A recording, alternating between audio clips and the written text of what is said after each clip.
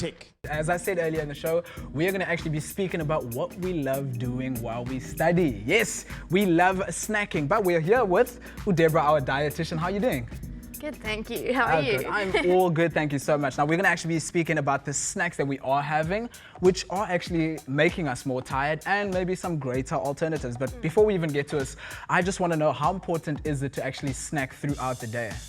I mean, snacking throughout the day depends on the person, depending on if you're doing lots of exercise or how much you're eating at other meals. But it's just important to go according to your hunger, and if you are hungry, rather to have a small snack. Okay, cool. So you are hungry. When do we know that we actually are hungry? Because there are times where I wake up and I feel pain in my stomach, and then I'll realize later, oh wait, I'm hungry, I didn't eat.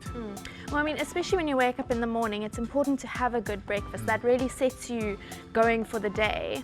I mean, when it comes to snacks, just to stop and think about it and think, am I hungry, or am I just wanting this food because I've seen it and it looks nice? I'm very guilty of that. Oh my goodness. Okay, cool. Now we are here on the snacks that we usually have. These, oh my goodness, this honestly looks like my room back when I was in matric. So we have some chocolate, some sweets, some fizzy cool drinks, some chips, some bread, and Viennas. Yes. Our first one out over here, I honestly love some Viennas and some white bread, toasted up, put it in nice together. Sometimes I'll crunch it in with the chips. I know for a fact that this is not good. What meal is an alternative to the snack?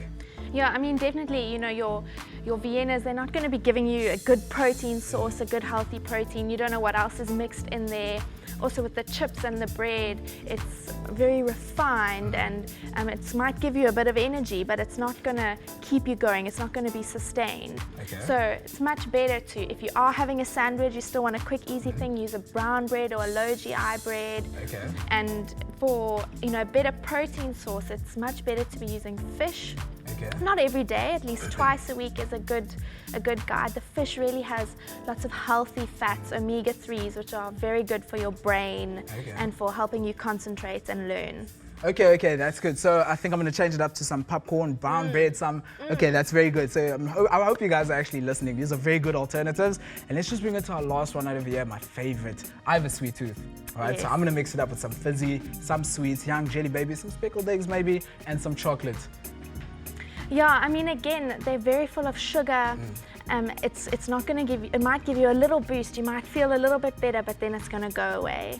And so it's much better to be trying to get your energy from real foods, not from foods that have been processed. And like with the fizzy cool drinks, not to be getting energy from cool drinks, but get that from your food and hydrate yourself on water.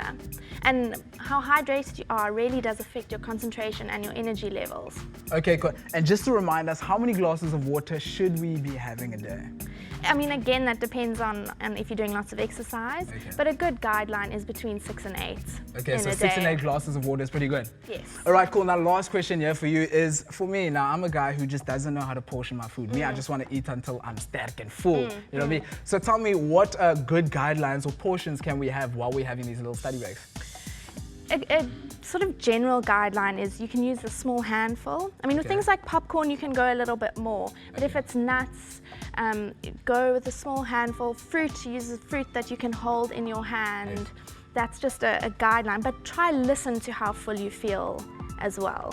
And not just to keep studying and just have the packet there and just keep taking a little bit, but to really listen to how full you are. Okay, cool. Well, I'll definitely try actually listen to how hungry I am. But thank you so much for joining us as we're going to speak. Thank you so much. We're going to be speaking to you a bit later.